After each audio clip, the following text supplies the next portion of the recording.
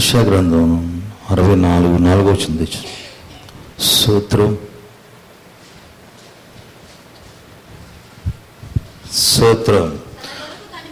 తన కొరకు కనిపెట్టుకున్న వారి విషయంలో నీవు తప్ప తన కార్యము సఫలము చేయ దేవుడు ఏ కాలమున సూచి ఉండలేదు. అట్టి దేవుడు కలడన్న సమాచారం మనుషులకి వినబడలేదు. అంటే ప్రార్థన చేసుకుందాం. పరిశుద్ధుడు వింతండి, నిశ్చయంగా ప్రభా నీ కొందనాలు చెల్లిస్తున్నాను ప్రభా. నీకు ప్రభా నీ పాదాలు కనుక తండ్రి కొద్ది నిమిషాలు తండ్రి నా మాట కాకని మాటగా నీ వెళుతూ నాతో మాట్లాడు ప్రభు. సమస్తమైనా నీ పరిశుద్ధత మాట్లాడు సహాయం చేతండి. ఈ లేఖనాలైనా ప్రతి విడికి నాకు గ్రహించి మనసును దయచి వాక్యానికి ఆటకల ప్రతి ఆటకనేసము బంధించి ప్రభా సన్నిధి మీటిగా మా సహాయం చేయండి. ఏసే పరిశుద్ధన బట్టి వేడుకున్నా తండ్రి. తన కొరకు కనిపెట్టుకున్న వారి విషయమై నీవు తప్ప తన కార్యం సఫలం చేయ మరి ఏ దేవుణ్ణి ఎవడును ఏ కాలం సూచి ఉండలేదు. అట్టి దేవుడు కలడన్న సమాచారము మనుషులకు వినపడలేదు. అట్టి సంగతి వారికి తెలిసి ఉండలేదు. వాళ్ళకి తెలిసి ఉండలేదు, మనకు తెలియాలి కదా. మనం ఆయన కొరకు కనిపెట్టుకున్నాం. ఇప్పుడు ఇది 9వ ప్రార్థన కాబట్టి ఆ కార్యం దేనికోసం అయితే కనిపెట్టుకున్నాడో అది దేవుడు కంపల్సరీగా చేస్తాడనే ఒక విశ్వాసంతో మనము ఉండాలి. అప్పుడు దేవుడు సహాయం చేస్తాడు. ఫస్ట్ ఈయన ఎలాంటి దేవుడు అనేది కూడా మనం తెలుసుకోవాలి. ఆయన 1వ వచనం ఏమంటాడు? కాక కాక నీ శత్రువులకు నీ నామం తెలియజేటికి అగ్ని గచ్చపదను కాల్చేరే రీతిగా అగ్నిని పొంగజే రీతిగాను నీవు దిగి వచ్చేదిగాక జరుగునని మేము అనుకున్న భయంకరమైన క్రియలు నువ్వు చేయవా? అన్ని జనులు నీ సన్నిధి కలవరపడదురుగాక, నువ్వు దిగి వచ్చేదిగాక, నీ సన్నిధి పర్వతము తత్తరిల్లుగాక. తన కొరకు కనిపెట్టుకున్న వారి విషయంలో నీవు తప్ప తన కార్యము సఫలం చేయ దేవుడు మరి ఏ దేవుడును ఎవడు ఏ కాలమును చూచి ఉండలేదు. అట్టి దేవుడు కలన సమాచారము మనుషులకు వినపడలేదు, తెలియబడాల. అదే మనం అన్యజనులు, ఇక్కడ అన్యజనుల గురించి స్పష్టంగా చెప్పాడు. మేము ఈ కార్యం దేవుడు చేస్తాడు అని భయంకరమైన కార్యాల గురించి మేము ఎదురు చూస్తే నువ్వు కంపల్సరీగా చేస్తావు ప్రభా అని చెప్పి అక్కడ యెషయా ప్రవచిస్తున్నారు. ఇది ప్రవచనాత్మైన వాక్యం అనగా అంటే జరగబోయే విషయంలో ఆ విధంగా మనము దేవుడి కోసం మనము కనిపెట్టుకుని ఉండాలా. అంటే నువ్వు అడిగిన వెంటనే చేయాలని రూల్ ఏమైనా ఉందా? లేదు. ఆయన ఇష్టం, కాలాలు సమయాలు ఆయన స్వాతంత్రం. మాట చెప్తే నెరవేర్చగల సామర్థ్యం కలిగిన వాడు. ఆయన చెప్తే చేస్తాడు, ప్రార్థన వింటాడు. వింటానని చెప్పింది ఆయనే కదా. నా నామంలో మీరు ఏదరిగినా కూడా చేస్తానని చెప్పింది కూడా ఆయనే కదా. కాబట్టి మనం ఆయన కోసము కనిపెట్టుకోవాలా. అబ్రహాం ఎన్ని సంవత్సరాలు కనిపెట్టుకున్నాడు? దేనికోసం కనిపెట్టుకున్నాడు? సంతానం కోసం కనిపెట్టుకున్నాడు. మరి ఇచ్చాడా లేదా? అబ్రహాం అడిగినప్పుడు ఇచ్చాడా? లేదు. నిర్ణయ కాలం అనేది ఒకటి ఉన్నదని మనం తెలుసుకోవాలా. నిర్ణయ కాలం ప్రకారం ఆయన చేస్తాడు, ప్రతి ఒక్కరు కూడా చేస్తాడు. ఆ తర్వాత 5వ వచనంలో ఏమంటాడంటే నీ మార్గమును బట్టి నిన్ను జ్ఞాపకం చేసుకుని సంతోషముగా నీతిని అనుసరించి వాడిని అది తెలుసుకోవాలా. సంతోషంగా సణుక్కుంటూ గొనుక్కుంటూ కాదు. వాళ్ళు సణిగి సంహారం చేత నశించిపోయారు. ఉపవాస ప్రార్థన అటు చేయాలా? సంతోషంగా. మరి నీ ఉపవాసం ఉండి దేవుడి దగ్గర మొరపెట్టుకుంటే ఒకవేళ నీ కుమారుడు ఉపవాసం ఉండి వాడి పేరు అద్భుతులు ఉపవాసం ఉండి నేను అన్నం తినపో నువ్వు నేను చెప్పింది ఇలేదు కాబట్టి అంటే నీకు ఎట్లుంటుంది? అప్పు చేసి తీసుకొచ్చి ఇస్తావు వాడికి. మరి నీ కడుపును పుట్టిన బిడ్డ అంతగా ఉపవాసం ఉండి అడిగితే నీకు అంత బాధగా ఉంటే మనల్ని కన్నాడు, కొన్నాడు, ముద్రించుకున్నాడు. మనం ఏమడిగినా కూడా ఇవ్వడా? ఆలోచించాలా. సహజంగా మానవ దేహం చేసింది ఎవరు? ఆయనే. మనకు తండ్రి ఆయన, మనకు శిరస్సు ఆయన, ఆయనకి తండ్రి శిరస్సు. ఈ భార్యాభర్తల సంబంధం ఎట్లా ఉంటుందో కుటుంబ వ్యవస్థ కూడా యేసు ప్రభువులో అట్లా ఉంటుంది. నువ్వు అడిగితే కంపల్సరీగా ఇస్తాడు. కానీ ఎందుకు ఉపవాసం ఉండాలంటే నీకు అభ్యాసం. ఇది ఒక పోరాటం. ఇది ఒక పోరాటం. అంతేగాని నీకు అడక్క ముందు ఇచ్చానుకో అసలు ఎవరు ఇచ్చారు ఎట్లా తెలిసింది? ఇప్పుడు దేవుడికి మనుషులకు ఉన్న సంబంధం ఏంటంటే ఆపద వస్తుంది, నువ్వు నాకు మొరపెట్టు, నేను విడిపిస్తాను, నన్ను మహింపరచు, అంతే. మనం ఏమీ గలవానికి కనుక దేవుడు చేశాడని నువ్వు ఒక సాక్షిగా ఉండాలి కదా. అందుకని దేవుడు నీకు నేర్పిస్తాడు. ఇశ్రాయేలుకి అరణ్యంలో యుద్ధం నేర్పించాడు ఆయన. అంటే పోబోయే దేశం చాలా భీకరమైన శత్రువులు జయించాలా మీరు యుద్ధం చేతకపోతే ఎట్లా? అట్లాగనే మనం పోరాడిన శరీరాలతో కాదు, ప్రధానులు, అధికారులు, అంధకార సంబంధమైన లోకనాథులు, ఆకాశముల దురాత్మ సమూహాలు, ఇక మన కుటుంబంలో సచిని ఎన్నో ఉన్నాయి.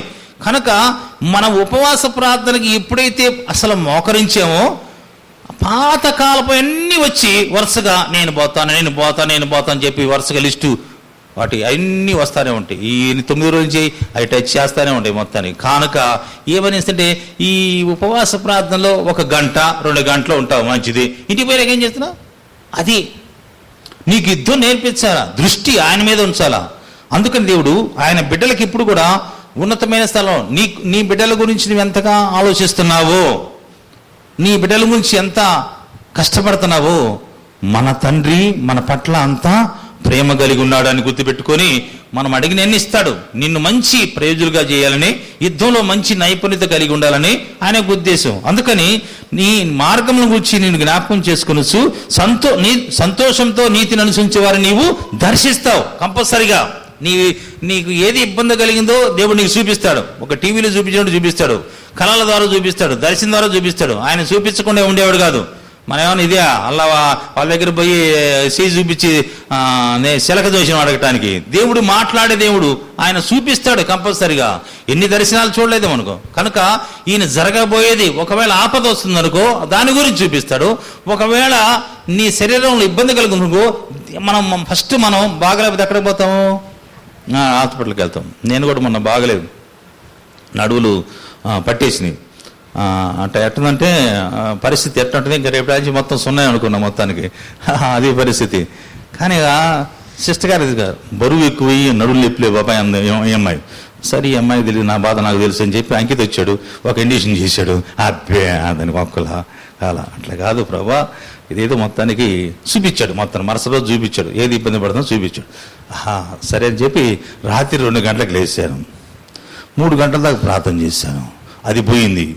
అబ్బాయి ఎంత సంతోషం అంటే ఎంత సంతోషం. మళ్ళీ 4 పాటలు పాడా. మా సాత్వికురాలు నిద్రపోతుంది కమ్మంగా 4 పాటలు 4 శృతి పాటలు పాడా. హల్లెలూయా అని చెప్పి, అయ్యా నువ్వెంత గొప్ప కార్యం చేసావంటే అంటే మనల్ని శిక్షించాలని కాదు, మన పట్ల అంత ప్రేమ. మనం ఇంకా అట్లాంటి ఇప్పుడు ఎందుకు నేర్పిస్తాడంటే మనం ఇంకా అనేక ప్రాంతానికి వెళ్ళాం. ఒకవేళ నడువులు నొప్పి ఉన్నవాడే వాడికి వస్తాడు అనుకో, మరి నువ్వే నిలబడకపోతే వాడికంటే ప్రార్థన చేస్తే అందుకు నాకున్నే పోరాటం నాకు ఉంటుంది, మీకున్న పోరాటం ఉంటుంది. నీ శక్తికి మించి పెట్టాడు. సామాన్యంగా మనుషులు కల శ్రమ తప్ప కూడా ఎదుగు నీకు రానేడు. వచ్చినా దాన్ని తప్పించుకునే మార్గము చూపిస్తాడు కంపల్సరిగా. అందుకని మనకు నేర్పిస్తాడని మనం నేర్చుకోవడానికి మనం హృదయపూర్వకంగా సంతోషంగా నీతిని అనుసరించే వాడిని దర్శిస్తాడు. గుర్తుపెట్టుకోండి, సంతోషంగా అంటాడు. అపోస్తలుడైన పౌలు అంటాడు, నేను ఎప్పుడు బలహీనున్నో అప్పుడే నా మాటికి నేను మాత్రం బలహీనత నా వల్ల కాదంటాను మామూలుగా. కానీ ఆయనకి తెలుసు, ఆయనకి తెలుసు. ఆయన 3వ ఆకాశానికి వెళ్ళి ఆయన దేవుని దర్శించాడు కాబట్టి ఆయన మంచి లోతైన అనుభవం ఉన్నాడు. నేను ఎప్పుడు బలహీనున్నో అప్పుడే బలవంతుడు అంటాడు. అందుకని ప్రభు మనకు స్పష్టంగా, చిత్తము నీవు కోప్పడిదివి కానీ మేము పాపులమి పడి ఇంటిమి. ఒకసారి ఎట్ట వస్తుందండి, బహుకాలం నుంచి. అంటే ఎన్ని సంవత్సరాలుగా మనకు రక్షణ పొందాడు దేవుడు? కొంతమంది చిన్నపిల్లకాయలు, సిస్టర్ గారు 13 సంవత్సరాలు 12 సంవత్సరాలు దేవుడు ఏర్పాటు చేసి, కొంతమంది ఏర్పాట్లు ఉంటారు మామూలుగా, కొంతమంది 40 సంవత్సరాలు 60 అట్లా రక్షణ పొందుతారు. మనం అప్పుడు దాకా ఏడున్నాము? పాపంలో ఉన్నాం కదా. పాపంలో ఉండి చచ్చిపోయిన మనల్ని తన ప్రాణం పెట్టి మనల్ని రక్షణ ఇచ్చాడు. ఆ తర్వాత ఏమంటాడు, మేమందరము అదే మా నీతి క్రియలన్నీ మురికి గుట్టవలే ఉన్నాయి, మేమందరము ఆకువలే వాడిపోతున్నాయి, గాలివాన చేత కొట్టబడిన వారుగా మా దోషములు మమ్మల్ని కొట్టుకొని పోయిను, ఒక్కడు లేడు. నాకు దేవుడు సహాయం చేస్తాడు అంటే ఎక్కువ పగలు ఎక్కువ ప్రార్థన చేస్తాను నేను, రైతుల పూట చేయలేను, శరీరం సహకరించదు. మామూలు ప్రార్థన చేయాలను శరీరం పడుకో అర్థం మామూలుగా అదొకటి మళ్ళా అది 2వ రోజు 3వ రోజు వచ్చేది. ఇక్కడ కూర్చుంటే భయంకర మత్తు, మామూలుగా మత్తు కాదు. సిస్టర్ గారు పాట పాడుతున్నా ఏమన్నా ఏం అస్సలు మామూలుగా అట్లా మత్తు అనమాట. అట్లా చూపిస్తాడు. కొన్ని ప్రాంతాలకు పోయినప్పుడు అక్కడ ఎక్కువగా మరిపాలెం పోయామనుకో, ఆడ పోయి కూర్చునిలోనే పాపం బాబు ప్రసంగం చేస్తుంటాడు, పాటలు పాడుతుంటాడు. ఏమీ లేదు అసలు, మనకి మైండ్లో కూడా ఒక్క ముక్క కూడా పోవట్లా. అంటే ఎదురు చూస్తే 5-6 కుర్చీలు కూర్చుంటారు, ఖమ్మంగా గొరకబెట్టి నిద్రపోతున్నారు. అంటే అట్లా పనిచేస్తున్నాయని దేవుడు దాని గురించి ప్రార్థన ఎన్నోసార్లు సిస్టర్ గారు కూడా చెప్పి, అట్లా సంఘాల్లో దేవుడు వాక్యం వినకుండా మత్తు మామూలుగా కాదు. మళ్ళా టీవీ ముందు కూర్చుంటే రాదు మత్తు, మళ్ళా నలుగురు బయట మాట్లాడుకుంటే మట్టుతో రాదు. కానీ దేవుడు వాక్యం వినుకుంటే వాళ్ళని ఎక్కడ గ్రహిస్తారో, ఎక్కడ తెలుసుకుంటారో, తెలిసి వాళ్ళు ఎక్కడ బాగుపడతారని చెప్పి ఒక రకమైన మత్తు పెడుతున్నారు. అది ఫస్ట్ నా దగ్గరికి వస్తుంది. వచ్చిన తర్వాత ఏం చేయమని ప్రభు, కనీసం 15-20 నిమిషాలు ప్రార్థన చేసుకుంటూనే ఉంటాను. అది ఇంకా లాభం లేదు ప్రభు అని చెప్పి నేను ప్రసంగం లేకుండా అది పోద్ది, అది నా దగ్గర ఉండదు, వెళ్ళిపోతాం. మళ్ళీ ఒక పాట పాడతాను కదా, అది వెళ్ళిపోతాను. అట్లాగనే దేవుడు నేర్పిస్తాడు. దేవుణ్ణి ఆధారం చేసుకోవటానికి ఇవన్నీ మనకు బాధలు, అంతేగాని మన ప్రయోజన కొరకే. అందుకని ఏమంటాడు యెషయా గ్రంథంలో 30:18 ఏమంటాడంటే, మీ యందు దయ చూపవాలని ఆయన నిలబడినాడు. మనం ఏం చేస్తాం? పారిపోతున్నాం.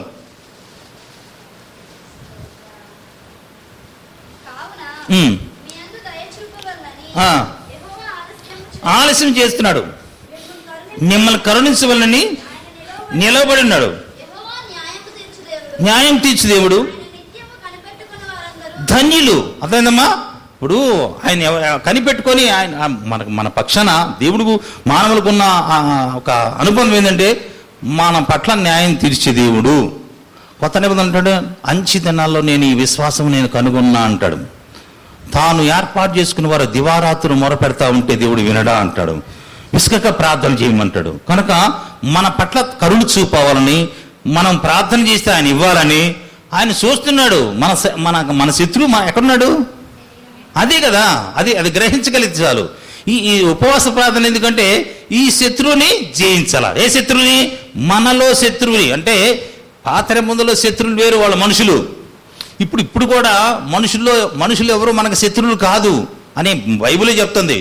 మన శత్రువులు ఎవరు? కంటికి కనపడ, అవి మనుషుల్ని ఆవరించేదిను మనకు వ్యతిరేకంగా మాట్లాడటం కానీ, వ్యతిరేకంగా పనులు చేయించడం కానీ, అది ఇంట్లో కానీ బయట కానీ సంఘంలో కానీ రకరకాలు చేస్తుంది. కనుక మన శత్రువుని జయించడానికి మనం ఏం చేయాలా? ఇప్పుడు ఇనుముని వంచాలంటే ఏం చేస్తారమ్మా? అగ్నిలో పెడతారు. ఈ అగ్నితోటి మనం కాల్చబడితే అది ఒకవేళ కడుపు నిండా నువ్వు గుర్రుగా తిన్నావు అనుకో, కడుపులో తిండి పెడితే కంటికి ఏమొస్తుంది? నువ్వు ఎంత ప్రార్థన చేసినా, నువ్వెంత ప్రార్థనా పరులైనా బుర్రుగా ఒక 4-5 ఇడ్లీ తిని వచ్చి ఉపవాస ప్రార్థన కూర్చో ఎట్టుంటుంది? కుదరదు. అంటే మన శత్రువు ఒప్పుకోడు. కడుపులో తిండి పడింది, కమ్మంగా కంటికి నిద్రపోవాలా, కడుపులో తిండి పడాలా, కంటికి నిద్రపోవాలా, కుదరదు అనమాట. మన శత్రువు మన దగ్గర ఉండవు. దీన్ని జయించాలంటే ఆయన దగ్గర మనం ఏం చేయాలా? కనిపెట్టుకున్నా. దానికోసమే ఉపవాస ప్రార్థన నీకు మేలు. ఎందుకంటే అపోస్తుడైన పౌలు ఉంటాడు, నేను అనేకులకి బోధించిన తర్వాత భ్రష్టుని కాకుండా కరెక్ట్గా ఏది చెప్పామో అదే ఆ వాగిట్లో ఎదురు చూస్తూ ఉంటుంది. నువ్వు చెప్పావు కదా, ఆ ఎదురు వస్తుంది నీకు. అది ఇంటికి పోయినా కూడా ఎదురు వస్తుంది, వాగిట్లోనే ఎదురు వస్తుంది. గుర్తుపెట్టుకొని, మనం ఏది చెప్పామో అది ఎదురు వస్తుంది. అందుకని భ్రష్టత్వం అంటే మనం ఏది చెప్తాం, మనం చెప్పడం వేరు, చేయటం వేరు. అంతే కదమ్మా? ఎంత కూడా వినువారు చదువువారు ధన్యులు, వినువారు ధన్యులు, గైకునివారు మరీ ధన్యులు. గైకుండం అనేది మనం గైకొనలేకపోతున్నాం. అందుకని ఉపవాస ప్రార్థన ఎందుకంటే నీ దేహానికి మంచిది, నీ ఆత్మ ముందు శరీరం సరైతే ఆత్మీయ కూడా సరైంది. అందుకని స్పష్టంగా తర్వాత ఏమన్నాడు? సీయోను యెరూషలేములో ఒక జనము కాపురం ఉండారు. అంటే మనమే అనుకో, ఇక ఏమాత్రం కన్నీళ్ళు విడము, ఆయన నీ మొర విని నిశ్చయముగా నిన్ను కరుణించును, ఆయన నీ మాట వినగానే అయిపోయా, నీ మాట వినగానే నీకు ఇది ఈ అధ్యాయంలోనూ ఏమంటాడంటే యెషయా 65లోనూ ఉంటాడు అనమాట. నువ్వు ప్రార్థన చేస్తుండగలని ఏమంటాడంటే, దయచేసి 65వ అధ్యాయంలో యెషయా గ్రంథంలో 24 ఉంటాడు ఇదే మాట. వారి వేడుకొక మునుపు నేను ఉత్తరం ఇచ్చేదను, ఎంత గొప్ప వాగ్దానం అండి ఇది. మనము చేయుచుండగా నేను వాళ్ళకి ఆలకిస్తా అంటాను. అంటే దేవుడు ఆయన ప్రార్థన చేయమని, అమ్మా దేనికమ్మా ప్రార్థన. ఒకవేళ ప్రార్థన నాకు చేత కదంటారు కొత్తగా రక్షించబడిన వాళ్ళు. మనం కూడా ఆ బాధ్యుల నుంచి వచ్చినాం. ప్రార్థన నేర్పిస్తానా లేదా? చదువు సంధ్య లేని వాళ్ళు కూడా పాటలు నేర్పిస్తున్నాడు. అర్థం చేసుకోండి. పరిశుద్ధాత్మ దేవుడే అన్నీ మనకు నేర్పించేది. మనమే పుట్టుకతో నేర్చుకోను, మనమే బైబిల్ కాలేజీలో నేర్చుకోవాలా. బైబిల్ కాలేజీలో కొంతమంది నేర్పిస్తారు అదే విషయంలో. కనుక పరిశుద్ధాత్మ దేవుడు నేర్పిస్తానా లేదా? ఉత్సరింప సఖ్యం కాని మూలుగుతో యుక్తంగా, అంటే దేవుడికి ఇష్టమైన ప్రార్థన. ఏ ప్రార్థన ఆలకిస్తాడని అన్నాడు? విరిగి నలిగిన హృదయము ఆయన ఎప్పటికీ అలక్ష్యము చేయడు. మహోన్నతమైన దేవుడే, మహాపరిశుద్ధ స్థలంలో నివసించే దేవుడే. అయినను వినయంగా వారి ప్రాణము ఉజ్జీంపు చేటుకును, విరిగి నలిగిన వారి హృదయము సంతృష్టపరచుటకు నేను వాళ్ళ దగ్గర నివాసం చేస్తుంటాడు. కాబట్టి ఆ ప్రార్థన రావాలంటే ఆయన రావాలా. ఆయన వస్తే కదా నీ కన్నీరు వచ్చేది. ఆయన రాకుండా కన్నీరు రాదు. నువ్వెంత అదేదో చెప్తారు చూడు, భర్త తిట్టినందుకు కదంటారు, తర్వాత చెప్పండిలే మీకు తెలుసులే, దానికి వస్తుంది కన్నీరు, దీనికి రాదు. ఇక్కడికి రాదు. ఇక్కడ బండ, నా బండలాగా చేసింది నీ హృదయాన్ని, మన హృదయాన్ని సాతాన్ని గుర్తుపెట్టుకోండి. ఈ కన్నీరు రావాలంటే ఆయన రావాలా. ఆయన ఎలాంటి వాడు? ఆయన బండన బగలగొట్టే సుత్తి వంటి వాడు. ఆయన దహించు అగ్ని వంటి వాడు. ఆయన సాకలు అని సబ్బు వంటి వాడు. మనం శుద్ధి చేసేది ఆయన వాక్కు. అందుకని ఇక్కడికి చెప్తున్నాడు. తర్వాత ఏమన్నాడను? ఇబ్బంది కాలంలో ప్రభు నీకు ఆహారము, బాధకాలములో నీ జనమును ఇచ్చును. ఇక మీద నీ బోధకులు దాగి ఉండరు. నీవు కన్ను ద్వారా చూచిదవు. తిరిగినాను ఇదే త్రోవ నడువుడని ఒక శబ్దం వినపడిదంట. పరిశుద్ధాత్ముడు మాట్లాడతాడు. ఆయన మాట్లాడతాడు, కూర్చున్నా మాట్లాడతాడు, నడిచేటప్పుడు మాట్లాడతాడు. హల్లెలూయా. అదే పరిస్థితి మొదట్లో నాకు కూడా అంతే. అదే పరిస్థితి. చచ్చే లేదు అంతే. లోకం అంతా మన హృదయంలో ఉంటే ఈ వాక్యం అగ్ని వంటిది. ఇది లోపలికి పోతే నిద్ర రాదు. గుర్తుపెట్టుకుని, నిద్ర రావడానికి కారణం ఏంటంటే లోక విషయాలు చాలా జాగ్రత్తగా గుర్తుపెట్టుకుంటాము, కానీ ఈ విషయం రాదు. ఎందుకంటే ఇది ఎక్కడ వింటా, నువ్వు ఏడబోగుపడతావు అంటే ఇప్పుడే బాగానే ఉండాలి. ఇప్పుడు మొత్తానికి 2 బిల్డింగ్లు కట్టుకున్నాను, కానీ సమస్య అది కాదు. ఇది కాదు. ఎక్కడ నువ్వు ఆత్మీయతగా ఎదుగుతావో అని చెప్పి ఈ మాట విన్నీదు. ఇది అర్ధరాత్రి పూట ఆల్రైట్ కాదుగా, కాసేపట్లో 10 నిమిషాలు అయిపోద్ది. 1 గంటగా నిద్ర ఎందుకు వస్తుంది మనకి తెలీదు. నిద్ర మనకు తెలియకుండా వస్తుందండి. సేమ్ అక్కడ ఎక్కడ చూసినా అదే పరిస్థితి. కాబట్టి మనం గమనించాలా ఈ మాటలు. అందుకని నా మాటలు అగ్ని వంటి. ఈ మాట లోపలికి వెళ్ళాలా. లోపలికి వెళ్ళింది అగ్ని మండిద్దని. మనం చెతారం అంతా కూడా మనం ఫస్ట్ స్టార్ట్ చదువుకున్న అగ్ని పొదలు, గచ్చ పొదలు కాల్చివేది రీతిగా ఆకాశం నుంచి అగ్ని దిగి వచ్చి బలిపీఠ మీద కందములో నీరును దహించివేనుగా అని ఏలియా ప్రార్థన చేస్తే దేవుడు అద్భుతం జరిగించాడు. కనుక ఇప్పుడు దేవుడు ఆయన ఉచిత కృప చేత మనకేం చేస్తాడమ్మా? ఒక శబ్దం మనకి వినిపిస్తాడు. అది శ్రమలో బాధలో ఉన్నప్పుడు మనం మోకరించి అడిగితే దేవుడు సలహా ఇస్తాడు. ఆయన అడ్వైట్ చేస్తాడు అనమాట. ఆయన కౌన్సిలింగ్ చేస్తాడు.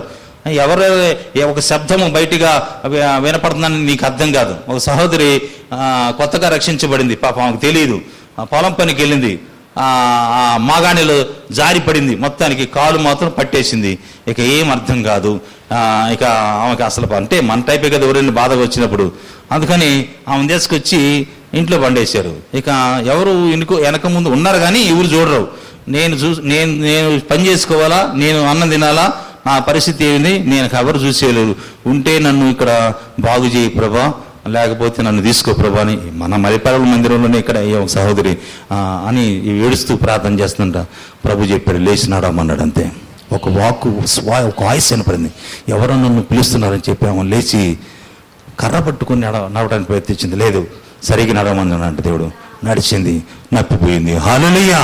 అంతగా సమీపంగా ఉంటే మనకి చదువు సంజీ లేదండి. వాళ్ళు ఎంత కష్టపడతారో. దేవుడు మనం మోకరించడం అనేది మనం దేవుడితో అసలు ఎందుకు ఇచ్చాడు రక్షణ? నీకు దేవుడితో సావాసం చేయడానికి రక్షణ ఇచ్చాడు. అది వాక్యంలో ఉంది. కనుక ఇంకోటి కాదు, దేవుడితో సావాసం అనేది. ఎప్పుడు సావాసం చేస్తా? నువ్వు అన్ని బాగుంటే సావాసం చేస్తావా?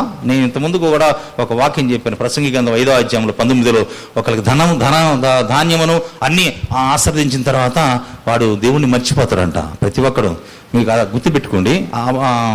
దావీదు ఎప్పుడు ప్రార్థన చేశాడు? ఏ గుణం లేసి ఎప్పుడు చేశాడమ్మా? అరణ్యంలో ఉన్నప్పుడు. అంటే ఏ గుణం లేసి ఆయన బలమును ఆయన ప్రభావమును. మరి కోటలోకి రావటం ఏం చేశాడు?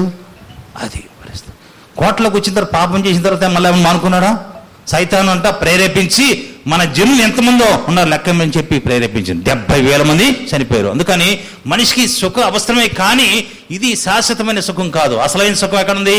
అక్కడ ఉంది. ఆ సుఖం గాని నీవు రుచి చూస్తే యెహోవా ఉత్తముడని నీ జన్మలో దాన్ని వదులుకోలేవు. కనుక ఆ సాతాను ఏం చేస్తుంది? ఇక్కడ సుఖపడరా, అక్కడెందుకు, ఆడ సరేలే, ముందు ఇక్కడ సుఖపడు అని ఎవరు చెప్తారు? మన అవయవాల్లో ఉన్న శరీరమే చెప్పేది. మునుకు కమ్మగా నిద్రపో అని అంటది. కనుక నిద్రపోయేటే నిద్రపోవాలా, అసలు నిద్రపోకుండా ఉండమని కాదు. నిద్రపోకుంటే మళ్ళీ అదొక రాగం వస్తుంది, మళ్ళీ వెళ్ళిపోయింది అని తెలుసు. కాబట్టి మనం మెలుకు కలిగి ప్రార్థన చేయాలి. కాబట్టి ప్రభు ఎవరు ప్రార్థన ఆలకిస్తాడో మనం చూస్తున్నాము. అయితే ఎవరి కోసం కనిపెట్టుకుండాలో, అసలు ఆయన గుణగణం ఏంటి, ఆయన ఏం చేస్తున్నాడో మనం ఏం చేస్తున్నామో తెలుసుకోవాలా. కీర్తన గ్రంథం 33వ అధ్యాయం 18 చదవండి.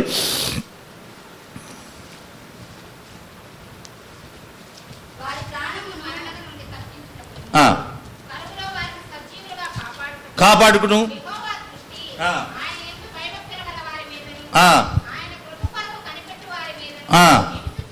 అది ఆయన దృష్టి ఎవరి మీద ఉంది?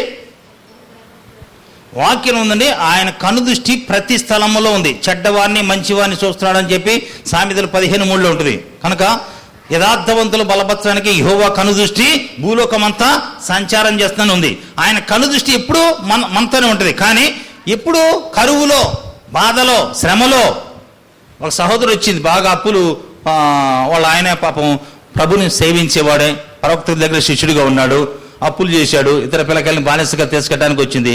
ప్రవక్త దగ్గరికి వచ్చింది, నా పరిస్థితి ఇదయ్యా అంటే, ఇప్పుడు ఏందమ్మా నీకు ఏం కావాలా, నా వల్ల నీకేం కావాలంటే, నీ ఇంట్లో ఏమైనా ఉందా అంటే, ఏమి లేదయ్యా నూనె కొండ ఉందని చెప్పింది.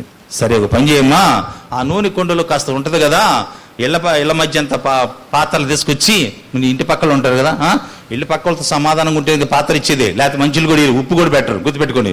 అంటే ఆ పిల్లకాయలు పంపించి తలా పాత్ర తీసుకొచ్చి ఇంట్లో పెట్టి తలుపు వేసుకొని ఆ నూనె చుక్క ఒక్కొక్కటి వేస్తా ఉంది ఆ పాత్రలో, ఒక్కొక్క చుక్క.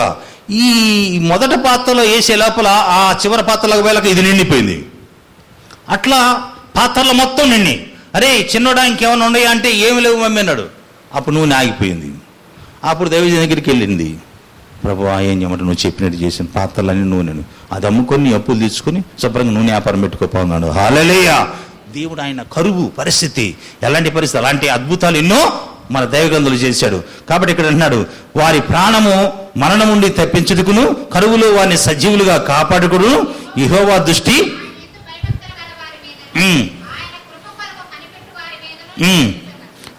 అంటే కరువు ఎవరికి వచ్చింది? ఫస్ట్ అర్థం చేసుకోండి, ఇశ్రాయేల్ కరువు వచ్చింది. కానీ యేసుని ముందుగానే పంపించాడు. ఎక్కడ పంపించాడు? అది మీరు నాకు కీడు చేయని ఉద్దేశించారు, కానీ ఆదికాండం 50:20 అది నేటి కాలము మేలుకే అంటాడు. నాకు కీడు చేయను అంటే యేసుని ఎక్కడ పంపించాడు? ఐగుప్తు దేశానికి పంపించాడు. ఎందుకు పంపించాడు? కరువు వస్తుందని తెలుసు దేవుడికి ముందుగానే. కరువు వస్తుంది, ఈ కరువులో నా పిల్లకాయలు ఎట్లా, నన్ను నమ్ముకున్న వారు ఆకలిగా ఉండకూడదు. నీతిమంతుడు ఇప్పుడు కూడా ఆకలిగా ఉన్నాడు ఆయన. కానీ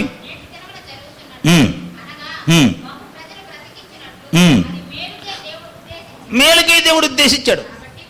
భయపడుకొని పోషిస్తాను, ప్రీతిగా మాట్లాడంట. అమ్మా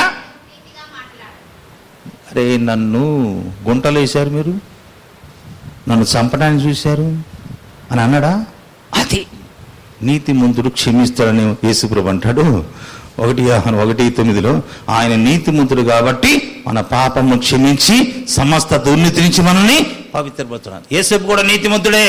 కనుక తన అన్నల్ని అంటే చూశాడు పరిస్థితి, ఇది దేవుడు ప్రణాళిక, ఇది నాకై నీకు చేసింది కాదని చెప్పి వాళ్ళని క్షమించి, వాళ్ళ తండ్రి చనిపోయినా సరే నేను మిమ్మల్ని ఆదరిస్తానని చెప్పి యేసోపు రాజు స్థానంలో ఉన్నాడు కాబట్టి ఆయన జ్ఞాపకం చేసుకుంటాడు. తన బిడ్డల కరువుతో చచ్చిపోవడం అనేది, లేకపోతే పరిస్థితి చాలా తీవ్రంగా ఉంది ఆనాటి కాలంలో. కాబట్టి ఇప్పుడు మనం ఎవరి కోసం కనిపెట్టుకున్నా? మరి 20వ వచనం అన్నాడు, మనము యెహోవా పరిశుద్ధ నామం నమ్ముకున్నాం కనుక ఆయన బట్టి సంతోషిస్తున్నది, కనిపెట్టుకుంటుంది, సహాయమును కేడమై ఉన్నాడు. కనిపెట్టుకున్నాము అంది, నీ కృప మా మీద ఉండునుగాక. ఎవరి పట్ల కృప ఉంటుంది? FC 6 చివరి వచనంలో 24 వచనం ఉంటాడు, ఆయన ప్రేమించే వారి కంట ఆయన కృపకను. అంటే శాశ్వతమైన ప్రేమతో మనం దేవుని ప్రేమించాలి, అరప్రేమ కాదు.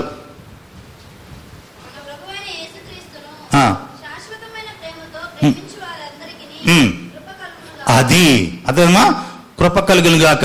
అంటే 147:11 కూడా దావీదు అంటాడు, 147, గుర్రముల బలమందు నరులు కాలసత్వముగా ఆనందించేవాడు కాదు, కానీ ఆయన కృప కొరకు కనిపెట్టుకున్న వారిలో సంతోషించే దేవుడు అంటాడు.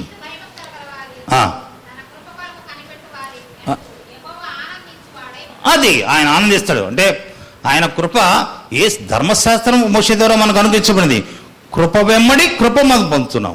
ఆయన ఎప్పుడు కూడా మన పట్ల కృప చూపించేవాడు. ఈ మాట చెప్పే ఇశ్రాయేలు విజయం పొందుకున్నారు. నీ కృప నిరంతరం ఉండునుగాక అంటాడు. అంటే వాళ్ళు అదే పాడింది కనుక ఆయన కృప. యేసు ప్రభు వాళ్ళ గురించి ఏం చెప్తారు, ఇశ్రాయేలు గురించి, శాశ్వతమైన ప్రేమతో నేను ప్రేమిస్తున్నా కనుక విడవక నీ ఎడల నేను కృప చూపిస్తా అంటాడు. ఆయన కృప మనకు రక్షణ కలుగజేసింది. అందుకని నిన్ను ఇబ్బంది పెట్టించాలని ఆయన ఉద్దేశం కాదు. 13 వచనంలో అంటాడు, ఇక్కడ ఏమంటాడు 33:13, ఆకాశంలో ఉండి యెహోవా కనిపెట్టుచున్నాడు, ఆయన నరులని దృష్టించున్నాడు, తాను నివాస స్థలంలో ఉండి భూలోకం నివాసాల వైపు ఆయన చూచుచున్నాడు, ఆయన అందరి హృదయములను ఏకరీతిగా నిర్మించినాడు, వారి క్రియలన్నీ కూడా విచారించేవాడు వారిని దర్శిస్తాడని గుర్తుపెట్టుకోవాలా. క్రియలు చూస్తాడు, క్రియల ద్వారా నీతిమంతులైన లేదా,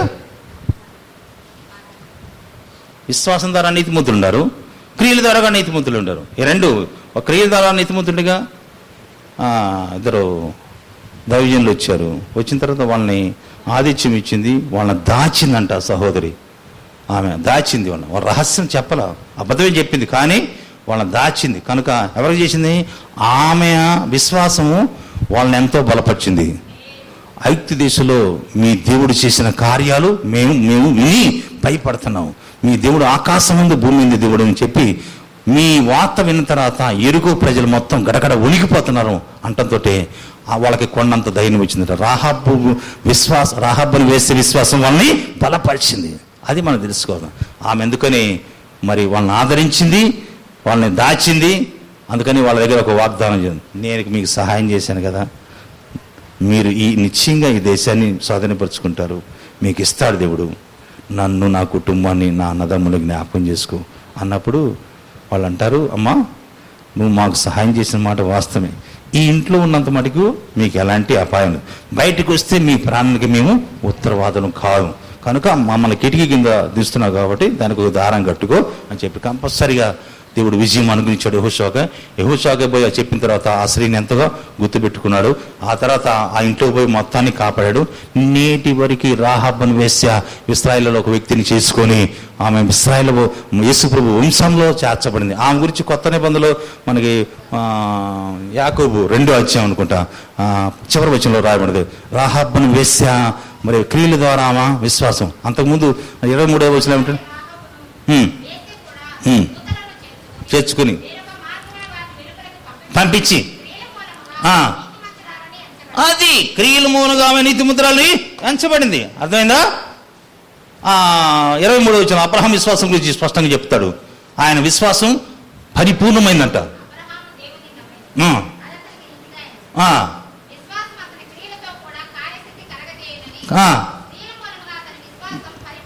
అది క్రియల మూలంగా అతని విశ్వాసం పరిపూర్ణమైందని సాక్ష్యం ఇస్తున్నాడు. అంటే ఆయన ఎన్ని సంవత్సరాలు కనిపెట్టుకున్నాడు దేవుడు, ఆయన విశ్వాసం తారాస్థాయికి చేరిందంట. మామూలుగా ఎప్పుడంటాడు, నన్ను పిలిచిన దేవుడు తన దూతని నీకు ముందు పంపిస్తాడు, నేను చెప్పిన చోటకి నువ్వు వెళ్ళు, నా కుమార్తెని తీసుకురా అంటాడు. అంటే సేమ్ అంతే. ఇక ఈ పనివాడు ఆయన విశ్వాసాన్ని మించిపోయిందనమాట. ప్రభువా, నా యజమానుడు కుమారుడికి భార్యను తీసుకురావడానికి నేను వచ్చాను, ఇదిగో నేను ఈ బావి దగ్గర నేను మోకరిస్తున్నాను, ఎవరైతే నీళ్లు చేదుకొని వస్తారో వాళ్ళకి నేను కాస్త మంచిళ్ళు పోయి అడుగుతారో, నాకు మంచిళ్ళు పోసి నా ఒంటికి కూడా ఎవరైతే నీళ్లు పోస్తానో అంటారో వారే నా యజమానుడు కుమారుడికి భార్య అవునుగా కన్నాడు. ఆయన మోకరించాడు. ఈయన మోకరించి ఇటు లేచాడు, ఆమె కడవ తీసుకుని వస్తుంది. రిబికా ఎంతో చక్కనిది, ఫాస్ట్గా వెళ్ళింది, పరిగెత్తిందంట, మామూలుగా కాదు. అది ఇక్కడ దేవుడు పని చేయడానికి కొంతమంది పరిగెత్తారు. మర్చిపోకుండా రేపు సోమవారం రోజు దేవుని పని చేయడానికి కాస్త పరిగెత్తండి మనం దేవుడు పరిశీలి చేయడానికి భోజనాలు చేయకుండా అంటే వీలైన వాళ్ళు కొంచెం వీలు కాని వాళ్ళు చేయాల్సిన అవసరం లేదు. కాబట్టి దేవుడి దగ్గర ఎంతో ఆసక్తిగా పరిగెత్తి సేమ్ అక్కడ అంటాడు, నా యజమానుడికి యెహోవా తన సత్యమును తన కృపను చూపక మానలేదు. 26వ వచనంలో 48 నేను సరైన మార్గంలో దేవుడు నన్ను నడిపించాడు. అర్థమైందా? సరైన మార్గంలో నడిపిస్తాడు అనమాట. అంటే ఆ పనివాడు కూడా ఎంతో విశ్వాసంతో ఉంది, యజమానుడు విశ్వాసంతో ఉంది, పనివాడు కూడా విశ్వాసం ఉంది. అట్లాగే మన ప్రభు విశ్వాసులకి సైన్యములకు విశ్వాసాలకి కర్త. దాన్ని కొనసాగించడం యేసు వైపు చూస్తూ మన ఎదుట ఉంచబడిన పందెంలో ఓపికగా పడి ఆ పుట్టినట్టు ఏమంటుందంటే సైన్యములకు అధిపతి అంటే యేసు ప్రభు అని మనకు రాయబడింది. కాబట్టి మనల్ని నడిపించే దేవుడు ఆయనే, మనల్ని ప్రార్థన చేపించే దేవుడు ఆయన, నిలబెట్టే దేవుడు ఆయనే, మన పక్షమున యుద్ధం చేసే దేవుడు ఆయనే, మనకు విజయం ఇచ్చే దేవుడు ఆయనే. ఆ విధంగా ఉంటూ ప్రభులో ముందు సాగిపోదాం. దేవుడు చిన్న వాక్యాన్ని ఆస్వాదించిన గాక.